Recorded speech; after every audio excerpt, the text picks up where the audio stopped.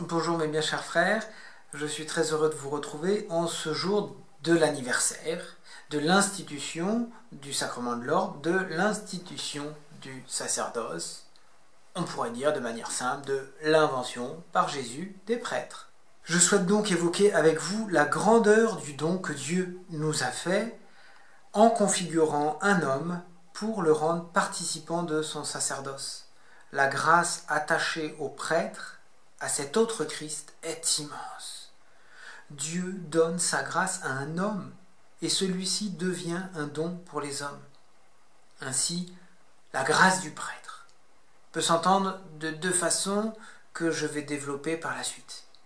Il y a la grâce reçue par le prêtre et qui est configuration au Christ souverain prêtre, et celle donnée par le prêtre aux hommes dans l'exercice de ses fonctions sacerdotales, qui est déjà semence de vie éternelle.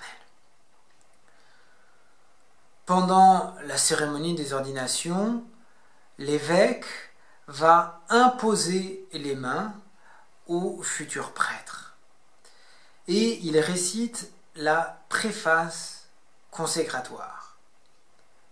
À ce moment-là, dès ce moment-là, l'âme de ces jeunes hommes est marquée à jamais du caractère sacerdotal.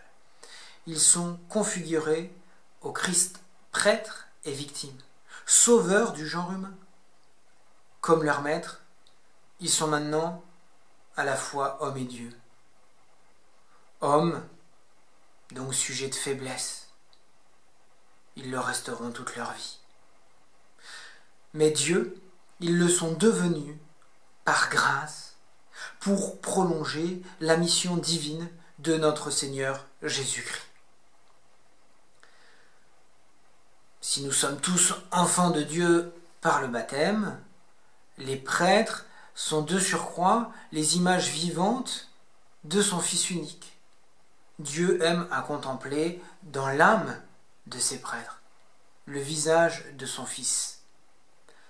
Totalement consacrés à Dieu, corps et âme, ils sont propriété exclusive de Dieu. C'est pour cela qu'ils ne peuvent pas appartenir à quelqu'un d'autre, ni au monde, ni à une femme, ni à personne d'autre d'ailleurs. Dieu les veut tout à lui, pour qu'ils soient tout à tous, comme dit saint Paul. Quelle grâce immense Dieu fait à ces hommes qu'il s'est choisis. Il les appelle à une intimité toute particulière qui est celle du Fils avec son Père. C'est dans cette relation intime avec son Dieu que le prêtre cherche et trouve la force de correspondre toujours plus à sa vocation. Parce que si un jeune homme est prêtre par le sacrement de l'ordre qu'il a reçu au jour de son ordination, il doit encore le devenir toujours plus en conformant sa vie à celle du Christ, le prêtre unique et éternel. Comprenez bien, Dieu veut que l'homme soit acteur de son salut, c'est-à-dire que, selon le mot de saint Augustin, si Dieu t'a créé sans toi, il ne te sauvera pas sans toi. Participant au sacerdoce du Christ, le prêtre est l'instrument privilégié entre les mains de Dieu. Et la qualité de l'instrument a son importance, bien que le savoir-faire de l'artiste soit évidemment premier. On peut quand même être d'accord pour dire que meilleur est l'instrument, meilleur sera le travail de l'artiste.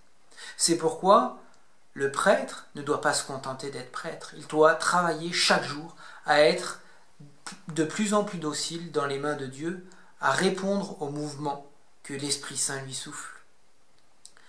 C'est en se sanctifiant qu'il deviendra pour les autres, pour ceux qui lui sont confiés, source de sanctification. La puissance divine qui est associée à son caractère sacerdotal lui a été donnée pour qu'il continue aujourd'hui, dans le monde actuel, la mission du Sauveur. le salut des âmes. Voilà pourquoi le prêtre est ordonné, pas pour autre chose. Le prêtre, par son état, est avant tout présence de Dieu dans le monde. On ne peut voir le prêtre sans remonter à Dieu, qu'on soit croyant ou non. Le prêtre est la face visible de Dieu. Le prêtre, par sa fonction sacerdotale, donne la grâce au monde. À quoi servirait une maison remplie d'or si vous n'aviez personne pour l'ouvrir? Personne pour ouvrir la porte? À rien. Le prêtre a les clés des trésors célestes. C'est lui qui ouvre la porte. Il est l'économe du bon Dieu, l'administrateur de ses biens, dit saint Paul, le saint curé d'Ars. Sachant que notre trésor est dans les cieux, nous devons profiter au maximum des prêtres pour l'obtenir. Ils disposent de la grâce de Dieu. Par le baptême, ils lavent l'âme du péché originel et ils lui rendent cet enfant à Dieu. Par l'absolution, ils redonnent la vie surnaturelle si elle avait été perdue, ils fortifient les âmes pour les combats à venir. À la messe, les prêtres nourrissent nos âmes du pain de vie. Le prêtre, après Dieu, c'est tout, disait le curé d'Ars. Nous devons donc profiter au maximum de nos prêtres avant qu'il ne soit trop tard. Ne remettons pas à demain la grâce que Dieu veut pour nous aujourd'hui. Et ne pensons pas que nous allons déranger les prêtres, même en ce temps de confinement, car, nous le rappelle saint Jean-Marie Vianney, le saint curé d'Ars, le prêtre n'est pas pour lui, il est pour vous. Alors vous pouvez toujours les appeler, même aujourd'hui si vous avez besoin, surtout si vous êtes dans l'urgence, appelez-les. En ce temps de crise, crions vers le ciel pour qu'il nous envoie toujours plus de prêtres. Je parle de la crise du sacerdoce, pas le coronavirus. Le monde a besoin du prêtre pour être sauvé. Il a besoin de prêtres. Alors, priez aujourd'hui pour vos prêtres. Priez pour les futurs prêtres. Priez pour les vocations. Priez pour qu'il y ait beaucoup de saints prêtres, de saintes vocations qui se lèvent aujourd'hui dans les familles. Mon Dieu, donnez-nous des prêtres. Mon Dieu, donnez-nous de saints prêtres. Mon Dieu, donnez-nous beaucoup de saints prêtres. Mes très chers frères, je vous souhaite une excellente journée et en ce jour de l'anniversaire de l'institution du sacerdoce, priez beaucoup pour vos prêtres, priez pour les futurs prêtres et les vocations. Que Dieu vous bénisse.